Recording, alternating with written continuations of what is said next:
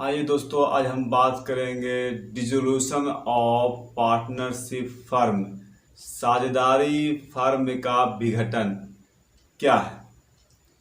जब फर्म के सभी साझेदारों के बीच संबंध समाप्त हो जाता है, खत्म हो जाता है और कारोबार बंद हो जाता है तो इसे हम भारतीय साझेदारी अधिनियम 1932 में कहा गया है कि फर्म का बंद हो जाना और साझेदारों के संबंध का टूट जाना ही साझेदारी का विघटन है।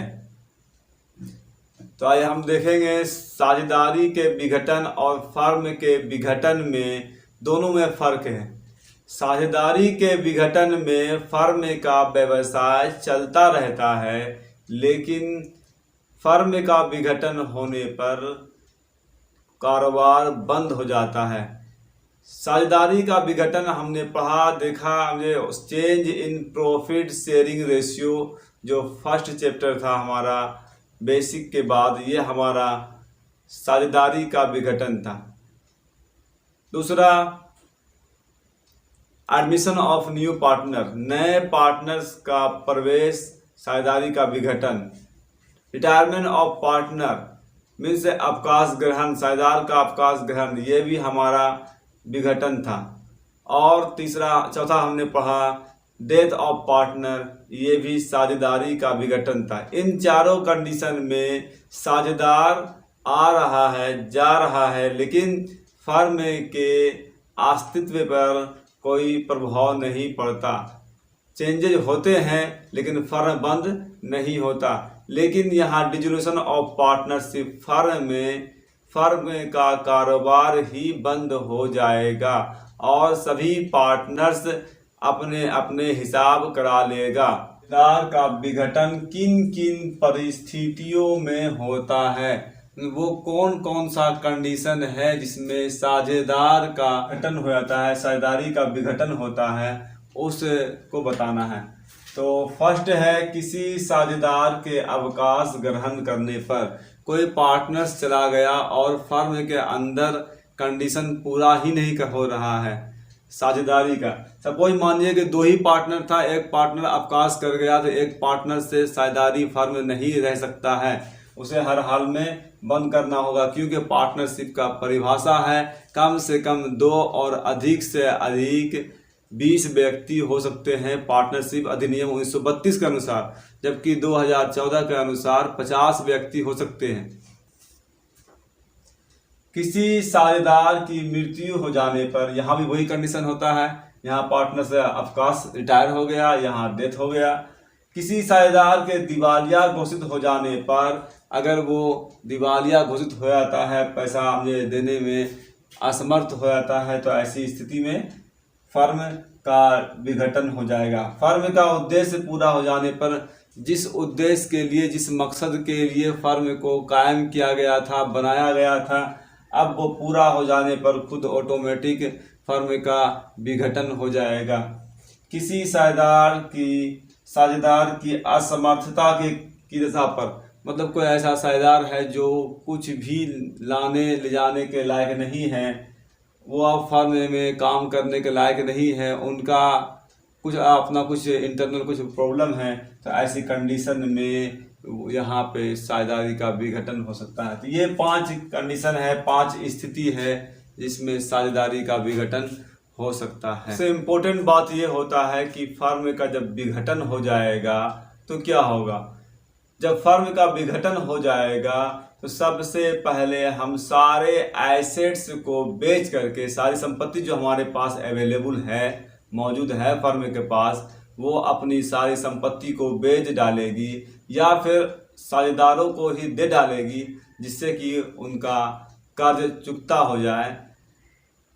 और उसके बाद जितने भी उनके ऊपर लायबिलिटी है, सारे लायबिलिटी को वो अदा करने की कोशिश करेगा।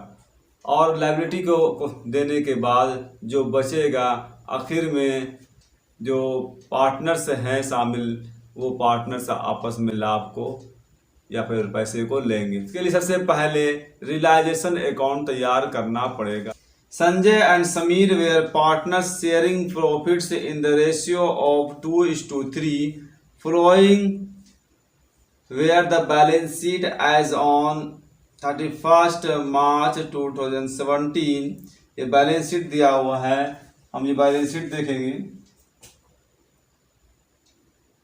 The firm was dissolved on 1st April 2017. 1 अप्रैल को 2017 में फर्म जो है समाप्त हो जाता है। And the assets and liabilities were settled as follow, और संपत्ति और दायित्व का निदान इस तरह से, निपटारा इस तरह से किया गया। Sanjay agreed to take over land and building at 3,50,000 by paying cash. Sanjay ने 3,50,000 रुपये में लैंड एंड बिल्डिंग को ले लिया। तो यहाँ पे हमारे पास सबसे पहले जितनी संपत्ति है उन सारे संपत्ति को, उन सारे एसेट्स को डीआर साइड में, रियलाइजेशन अकाउंट के डीआर साइड में ट्रांसफ़र कर देंगे, दिखा देंगे। और जितने भी लायबिलिटी हैं रियलाइजेशन अकाउंट के सीआर साइड में दिखा देंगे। संपत्ति से प्राप्त रुपये को सीआर साइड में लिखेंगे, और जो लायबिलिटी है उसको हम भुगतान करेंगे तो उसे डीआर साइड से भुगतान करेंगे। आइए देखते हैं फर्स्ट क्वेश्चन इसका।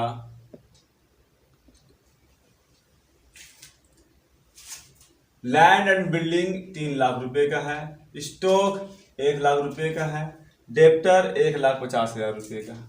इसका हम निपटारा करेंगे। यहाँ क्रेडिटर 1,05,000 रुपये का है,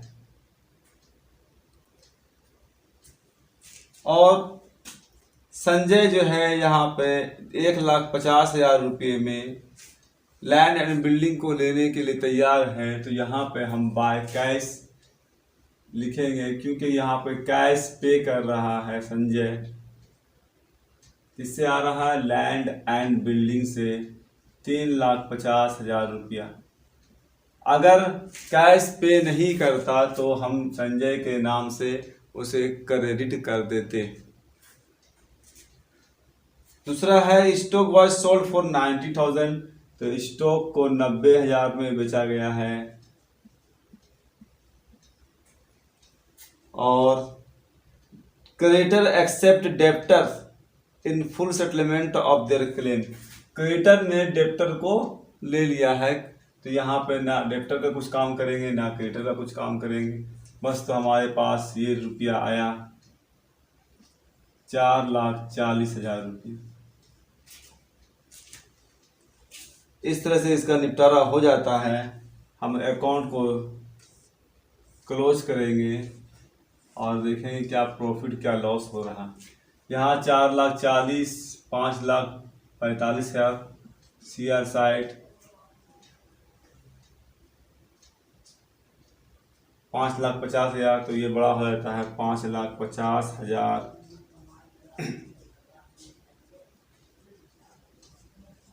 5,50,000 में 4,45,000 घटाएंगे तो मात्र 5,000 रुपये लॉस होता है। ये लॉस सभी पार्टनर्स में बढ़ जाएगा। इस तरह से हम रियलाइजेशन अकाउंट बनाए। रियलाइजेशन अकाउंट के बाद हम पार्टनर्स कैपिटल अकाउंट खोलेंगे। फिर यहाँ पे 2 पार्टनर्स हैं, संजय और समीर। तो इस पर्टिकुलर संजय समीर ये यहाँ तक डेबिट साइड होगा, और पर्टिकुलर संजय समीर यहाँ पे क्रेडिट साइड होगा। तो इनके क्रेडिट साइड में पहले पार्टनर्स के बैलेंस को दिखाएंगे। पहला काम बैलेंस बीडी को दिखाएंगे। तो संजय और समीर का बैलेंस है 2 लाख और 3 लाख। 2 लाख और 3 लाख लिखेंगे। और यहाँ पे एक और आइटम है, इनमें कोई रिजर्व है लेकिन वर्क मेन कंपनसेशन फंड है जो कि हमने बचा कर रखा है कर्मचारी क्षतिपूर्ति भत्ता के लिए। तो यहाँ पर जब फर्म का समापन हो रहा है तो इसे भी हम बांट लेंगे। तो work main compensation fund 1 lakh रुपया है। इस 1 लाख रुपये को वो 3 कलमों में बांटेंगे। 5, 3/5, 5 दूना 10, 20 दूना 40,000। इस तरह से ये 40,000 और 60,000 में बढ़ता है। उसके बाद जो रियलाइजेशन का लॉस आया है, लॉस ब्रैकेट में रियलाइजेशन अकाउंट, वो 5,000 लॉस को बांटेंगे तो 2,000 और 3,000 होगा। खाता को क्लोज करेंगे। इसके बाद यहाँ 2,40,000 डेबिट साइड में मात्र 2,000 हटा देंगे तो 2,38,000 पेमेंट करना होगा कैश। उसके बाद यहाँ 3,60,000, यहाँ भी 3,60,000, 3,60,000 में 3,000 गया, 3,57,000 इनको पेमेंट करना होगा। उसके बाद हम कैश अकाउंट खोल के देख लेंगे क्या हमारा बैलेंस कैश बराबर होता है या नहीं। अगर बराबर हो जाता है इसका मतलब जितना प्राप्त हुआ और जितना हमने दिया वो ठीक है, अन्यथा हम कहीं गलती कर रहे हैं। तो यहाँ पर हम कैश अकाउंट खोलेंगे। कैश अकाउंट का बैलेंस डेबिट होता है टू बैलेंस BD, और कैश या बैंक में दिया हुआ है 1,55,000 रुपये दिया हुआ है। 1,55,000 रुपये हमारे पास कैश पहले से अवेलेबल है। और एसेट्स को बेच करके 4,40,000 रुपया आया था, तो ये यहाँ लिखेंगे टू रियलाइजेशन, ब्रैकेट में लिखेंगे किसको बेच के आया था, एसेट्स। 4,40,000 रुपया यहाँ से आया है। पेमेंट कितना करना है इन लोगों को। क्रेडिटर का मामला तो डेब्टर से हो ही गया है, इसी में यहाँ पेमेंट करना है पार्टनर्स को। तो यहाँ संजय कैपिटल और समीर कैपिटल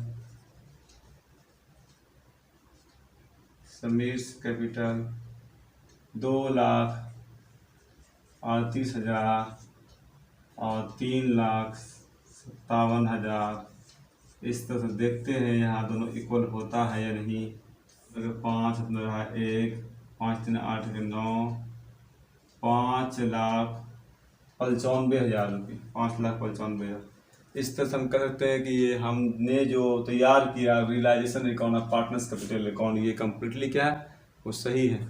आपके किताब में बहुत सारा क्वेश्चन इसी टाइप से दिया हुआ है, आप उसको सरलतापूर्वक realisation account, partners capital account, और अगर ज़रूरत पड़े तो लोन अकाउंट जहाँ ज़रूरत हो वहाँ खोलें, और आखिर में कैश अकाउंट खोल करके इनका हम निपटारा कर सकते हैं। उम्मीद है कि आपको ये वीडियो पसंद आया होगा, तो एक लाइक ज़रूर कर दें, और चैनल को अभी तक आपने सब्सक्राइब नहीं किया है तो प्लीज़ सब्सक्राइब कर दें। आप मुझे इंस्टाग्राम और फेसबुक पर भी फॉलो कर सकते हैं।